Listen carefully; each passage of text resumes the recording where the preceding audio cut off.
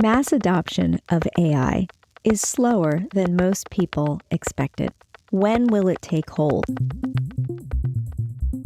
Today, guest host and McKinsey senior partner Brian Gregg talks to three leaders about their own perspectives and experiences with scaling AI.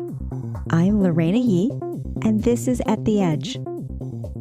Before we get to Brian and his incredible guests, just a quick mention of our new series that we've developed with Reid Hoffman, the founder of LinkedIn. It's all about leadership in the age of AI. And if you're curious, search for AI in Action on McKinsey.com to check it out and learn something new. We have three tech visionaries with us today: Naveen Chadha, Kiran Prasad, and Nabha Banerjee. Thank you for being with us. For our audience, why don't we get started with just a quick introduction on your quick experience, 30 seconds or less. Naveen, get us started. Naveen Chadha, managing partner at Mayfield, early stage fund, investing up and down the AI stack, what we are calling cognition as a service. I'm Kiran Prasad. I'm currently the CEO of a small startup called Big Basin Labs. But before that, I was head of product and engineering at Nextdoor. And then before that, I used to run consumer ads and subscriptions at LinkedIn. Hi, I'm Nabha Banerjee. I am the first female engineer in my family. And in my last role, I was the head of trust and safety at Airbnb. Before that, 13 years at Walmart, various roles. Excited to be here. Super excited to have the three of you here. We have the investor, the product manager, the trust and safety thought leader. It's so great to be with you all today. I got to get us started with a question that's rumbling around all of Silicon Valley and beyond. Is $1 trillion later, we're into this AI revolution, we call it. Is it real? Is it a hoax? Let's start with you, Nabha. What is there to show for this? And is this a real thing, or is this just another headline? I'm with you, Brian. When I first heard about ChatGPT, I was one of the first people to go in there, get the app, pay for it even. And then I used it like crazy. And then we were going to replace all our customer support agents with AI. It was going to change the world in record time. And here we are. It's not happened yet. So I am a little frustrated. I'm hopeful about the future, but it's taking too long. So AI, I think, has a bunch of different parts. So look, when I was at LinkedIn and then at Nextdoor, we used AI to rank your feed. So AI is already having impact, massive business impact. The big new thing is Gen AI, which is what's happened recently. And look, it's been 1.5 to 2 years. You got to give it some time before it starts to get adoption. People have to learn how to use it, and you have to build apps on top of it. It's like, if you think about the iPhone when it first came out, 2007, so it was almost 6 to 8 years before you really got to a point where you can say, oh, iPhone was great. Now iPhone's giant. It's a huge business, $1 trillion company where 60 to 70% of the revenues are primarily from that one device. So I feel like we're on that same path. It's inevitable. Over the next 8 years, AI and AI agents will be the future. But the hype, though, iPhone didn't have this much hype, the first version of iPhone. And then when the final version that surprised and delighted us was amazing. Whereas with AI, there was so much hype. And now it feels like it's taking just too long. What do you think, Naveen? The first thing is AI has been around for 60, 70 years before any of us were born. Maybe our parents weren't born, right? I look at it as an evolution, and any time there is a new technology, and especially the one we are all interested in is Gen AI. It's only 2 years old from the launch of ChatGPT. And I would say AI-based applications, there was more hype because the technology 10 years back wasn't there to be able to do things that were advertised. 10 years later, a lot of the things that were talked about are going to hit reality. And my belief is in semiconductors, that's what Silicon Valley was built on. With Moore's Law, with Gordon Moore, the founder of Intel, every 2 years, processor speed doubled. I think every 2 years, the impact of Gen AI is going to be 4x. Is this happening in 2 years' time, 4 years' time? What's the investor mind and balanced view say? So I think it depends, Brian, on the use case. If you look at consumers and prosumers, where on the other end, you don't have bureaucracy buying this stuff, it's going to happen very, very quickly. So if you look at the adoption of ChatGPT, 100 million monthly active users, months, right? You go before that, Instagram, 2-3 years, Facebook, 6 years. Every time it's half. If you're going and selling to enterprise IT, and there is a human buyer that's where the friction will be slow. And it'll also depend upon, are you taking human jobs in the enterprise, or are you filling jobs that humans don't want to do, can't do, or there's a shortage of talent? So I'm very bullish on very fast adoption in consumers, which we have seen, prosumers, Yes. developers, and micro businesses, right? Yes. And enterprise, there's friction, right? There's an IT buyer, there's a chief legal officer, you took my privacy data, training can't be done. Then the biggest issue is they want to host the data in-house. We do all the work, our companies. Then you ask them, what are your top 2 problems? Well, I don't have a business case. And the second question is, I don't have talent to implement. But give us a different view from the frontline, Kieran, maybe and Naba then too. As from frontline, people in the business, you're starting your company right now, Kieran. How fast is this happening? For a startup like me, it is now. Like if you are looking at all of the tools we're using, everything's AI. I'm probably using AI like 300 times a day, easily. And that's not just for like the coding side of it. Build our logo, build our website, build our marketing material, build our customer support site. Everything is all AI first. I still think it's going to take a long time for adoption because I think like any new technology, it's just going to take time. Like Google, when it first came out, Google search engines, Alta Vista, all these things. I don't know if you remember, there used to be companies that you could call and then you would ask them to do the search for you. And then they would do the search on Google and then give you the answer. It was Really? because they didn't know how to say and or and cite colon and all this stuff. And then it took years before people learned how to use it. So I don't think that the tech is far away, but I think the user adoption to understand how to engage with an agent and use it effectively to accomplish things is something that's just going to take time. Understood. So I think the solutions will be there, but the adoption rate will be potentially lower. No, but take us back though, 2020, 2021, right? When you were coming into Airbnb in the trust and safety role. How did it change from there to when you ended that stream of your career? How did AI influence what you did and how you did it? I will actually give the moral of the story before I give the story, which is I think the biggest mistake we make is thinking about AI for the sake of AI. What will never go away is the thing that humans really do well, which is articulate the problem really well. So when I joined as the head of trust and safety at Airbnb, it was a really difficult problem. Like the world had gone into lockdown, bars and hotels had shut down, and teenagers were throwing parties on Airbnbs. And I remember just sitting down and not having a clue as to how to even start. But the thing that saved me was I got a group of cross-functional experts, including getting advice from police chiefs or our comms partners, our designers, our developers. We knew we needed an intelligence that can keep up with the trends in the world. That's when we built the first AI model, then rolled it out in America and then whole world. And today party incidents are less than 55% compared to when we started. So that's something that I think we should never forget, that it's never AI for the sake of AI, but to solve truly problems. Specific problems. Well, and maybe we flash forward a little bit, and Naveen, I'll start with you on this, is if you were to flash forward 2-3 years, let's say the adoption curve is what you just said it is, what do institutions of 2028 look like? Is it half machines, half people? Like what's your view of that?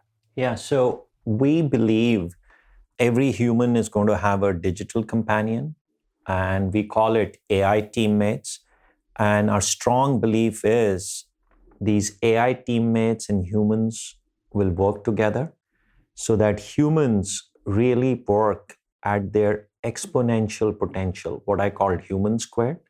What it means is AI will have to do more than automating tasks and accelerating productivity. So essentially, we have to start thinking about how does AI augment human capabilities? How does AI help me amplify my creativity? And it's really a teammate. It's not, assisted intelligence with a co-pilot, or it's not like, go do this task. How do we get better together? So a future organization will be digital workers along with human workers. The organization of the future will be a hybrid organization. And the CEOs and executives who endorse it will get on the other side. And people who don't will end up becoming dinosaurs. This is the same that happened with the internet, with e-business. You don't have a mobile app, you know where you go, right? That's what is going to happen. This is like a critical like critical thing. The agent or the teammate sort of approach versus the co-pilot approach. I'm a pretty strong believer in the agent approach. Yep. So like best way to think about this, I use this small metaphor. If you were going to write a book today, most people would open up Google Docs or open up Word. They would start typing their book. And then maybe you're getting like spell check and grammar check to kind of help you. So like, there's a little AI that's kind of helping you. And then you'd send it off to an editor, and then the editor would review it. They'd give you sort of feedback. You'd update your document, and then you'd ship your book. I think you should think about the agentic world like you're going to have a ghostwriter. Okay, so if you're going to tell your story, you go to the ghostwriter writes the book. You then provide editorial feedback on whether or not the book is good or not and which parts to fix. And you can work with the editor to make it more creative. Oh, this part doesn't sound as interesting. And so I think this idea that you're really going to have a teammate, somebody who's going to do the work, and you're going to guide it and poke at it and give it direction a little bit here and there, that's the future. Yeah, it's collaboration, right? Like that's what we all do. I love that both Naveen and Kiran, the only push that I have is, as an operator, every year we would go to our CFO saying, I don't have enough money. I want more resources. I want more engineers to do the work. And then they were like, but now you have AI assistants or you have AI co-pilots. Like, why do you need people anymore? But if we go back and say, actually, now AI will help our engineers be even more productive. They're like, oh, so that means I have to keep all of the engineers and I have to pay for AI. So you're going to make me do double the spend. And how much time will it take for you to be double productive? We come back to that question. I want to imagine this beautiful world where... Yes, so I think you have to start from the fringes, right? Like go after jobs that you just can't hire talent. So let's look at DevOps engineers. Like you look at IT ops engineers, right? You look at security engineers. You look at chip engineers. Same thing which happened with IT outsourcing or manufacturing outsourcing. Don't take the high end of the knowledge work and replace those. Go to the fringes. Second, go after things humans are not good at, right? Sifting through a case law. Preparing for litigation, can you boil it down to 90% was irrelevant? 10% is what you give to them. I think that the other thing is, if the CFO is not using AI, they can't understand what it makes, what it means. I create AI agents with different personalities, and I have conversations with them to then say, that is my teammates that I'm going to interact with. I literally did this, right? It's a team. Yeah, right? We recently tried to raise funding. I needed legal advice. I was like, okay, I'm going to set up 5 different lawyers, and I'm going to say they're all going to talk to me. I uploaded the contract, and we diagnosed the contract and looked at what the pros and cons were. I had them argue with each other. Amazing. And so things that I think people, this is what I mean. I think we're in those early Google days where people are like, you can do that? That doesn't even sound real. Is that a thing? And I think your CFO just doesn't know yet. So one way to solve the budget problem is, my advice to every teammate or people who are on agentic architectures is, don't charge for the number of hours. Don't charge per seat. Charge for the work you do and the outcome you create, right? Complete change of business model. Complete change of business model. And I think it's the same which happened with perpetual license. Pay me upfront for 5 years. No, the next company comes, pay me monthly. Right? Then the cloud compute happens, pay me as you use, like you do for electricity. So get these digital workers, they're off most of the time. They answer calls, they reconcile AR, they file tax returns, then pay them. So I think once the tech is getting there, but the workflow isn't there, because they need enough practice to get better. And then in an enterprise setting, there's one more thing I also don't like is it's on closed data. So the amount of training that is required sometimes on open data on the internet is much easier to create a scalable service. But SAP you use, I have custom data, so it's complicated. That's why you have to go on the fringes but I think it requires business model innovation. Make it so easy. That's the TLDR. Yeah. Right? That's the key thing. I think the mapping shift, I think, is similar to Uber. I think if you originally wanted to have a driver, you had to make enough money to have a driver and pay them full time. Correct. On a regular cadence, once a year, once a month, whatever. Then Uber made it so you can easily have access. That doesn't mean everybody got rid of their car. In a world where you have half machines, half humans, What does the leadership team of tomorrow look like? How does the CEO, how does his team operate in that hybrid world? I think it will actually take away a lot of fear associated with leadership. I think people who want to start their own companies or people who want to lead companies or be a senior leader, they think they have to be this person of exceptional talent who has to have this very creative vision, has to have all the best decisions all the time. They will be able to use AI to say, simulate these 5 scenarios for me and give me all of my risk versus benefit numbers.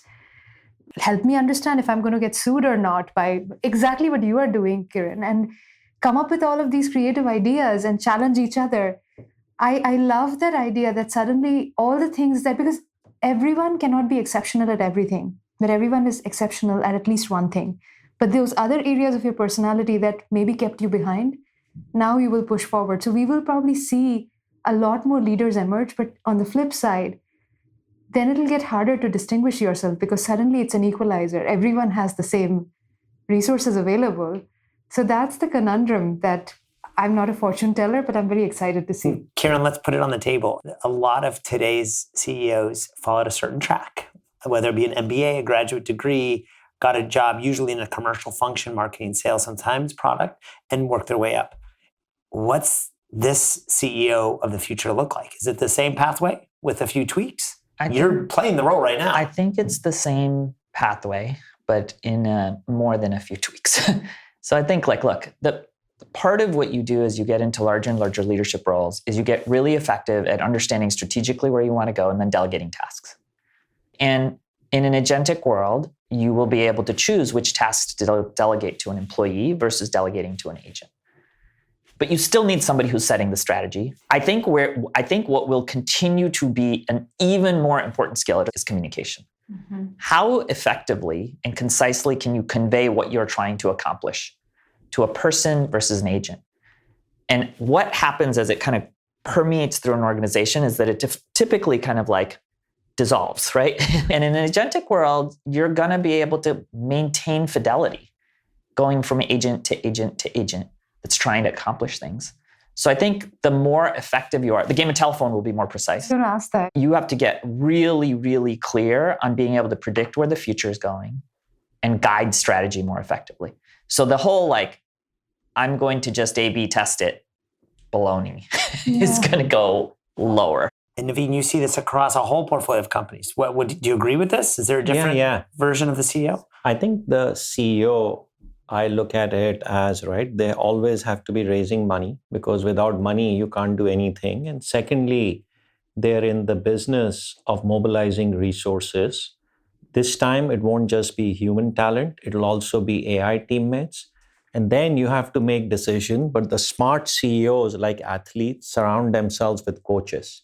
And this time around, I'm going to have a lot of digital coaches who can improve my serve. CEOs have a tough time giving feedback. I'll have a candor coach. They might be afraid of speaking. The best ones demonstrate vulnerability. Others don't. They have to maintain a persona. But with a digital teammate, it's all confidential. Only you and the teammate sees it. So I think they need to be, I would say, an AI native CEOs. And my only input to them is get somebody with a fresh mind as their chief of staff. Now the question is it a digital teammate or a human teammate? Maybe it's a combination. First principles thinking to tell them how to operate this puzzle. My view is that's a digital teammate. Yeah, that's good. I don't know. Right? It should be. It should be. I mean, it's if you just so the chief of staff could be the digital chief. If you look right now at what is the biggest adoption for the AI stuff beyond ChatGPT, the other ones, Character AI, Replica, are all of these things that are effectively like psychiatrists. They effectively are people who are like, I want a safe environment for me to communicate with. I think a lot of people trust, weirdly enough, people keep talking about I don't know if I trust AI, but the number one use case that seems to be working is the one where they have to trust the AI. Which is insane. So you brought it up, Naveen. I'll start with you and then Naveen, start with you and then Nava, go to you. If we're talking about 2028, where half the jobs are done by these teammates, these digital agents, these AI agents and chiefs of staff, what is the downside effect on humanity, in the employee base, on society? Yeah, so I think humans are smart. I look at AI as yet another horse. It's yet another tool. Humans will figure out how to ride it the way they did PCs, mobile. We'll just get better. And when this productivity is more revenues, more profitability, more jobs get created. So essentially, when GDP growth happens, right, like now it just turns out population can't keep up. So some of it will be AI teammates. So I'm like very bullish. Every time it's very positive. Yeah, every time a tech wave happens, right, like humans win. You know what? If that's not going to happen, they'll never pay a bill for this thing, right? Like, so my thing is short-term pain, long run, it'll be all Massive fine. Impact for Tech everybody. is the same way. It's the great equalizer. Offshoring happened. People thought India will take away all the jobs. The US got richer and richer with globalization. I feel like I have to balance that view with some, Please balance us now. other perspective. Like I'm an optimist. I am too. But you are so much of an optimist that I almost have to go on the other side. I'm a VC. Otherwise, I would not be in this business. Like, I'm an optimist.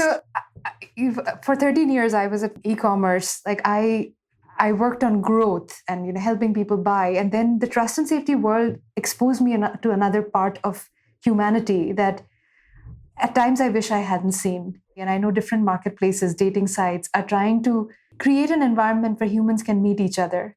Now, after COVID, so many people are almost meeting for the first time digitally. And it was always scary for humans. Like stranger danger is still considered to be one of the top fears that prospective hosts on Airbnb have. About 60% of prospective guests say that they are scared of being scammed. It's not true. Like very few incidents actually happen, but this is a fear that humans fundamentally have. And with synthetically generated humans through AI, it's so easy to recreate voices of people, digital twins, fake IDs. We are seeing the way we have typically kept communities safe, trust and safety and risk teams, what they have done, all those defenses are failing. We are not ready for the world that is coming. There's also a lot of bias in the data that is being used to train these humans. And so, yes, it feels like red tape when the privacy team and the anti-discrimination teams come and say, you cannot launch this model, we have to watch the data. And I used to push against these teams, but I realized that it is happening. We should be solving for this, but we need to go in with eyes wide open, that the same AI is in the hands of good actors and bad actors. And so we have to constantly think about the two sides of the coin. Thanks for listening to At the Edge. I'm your host, Lorena Yee. On McKinsey.com, you can read more of our insights. And if you liked what you heard, please leave us a rating and a review. And follow our show wherever you listen to your podcasts. See you next time.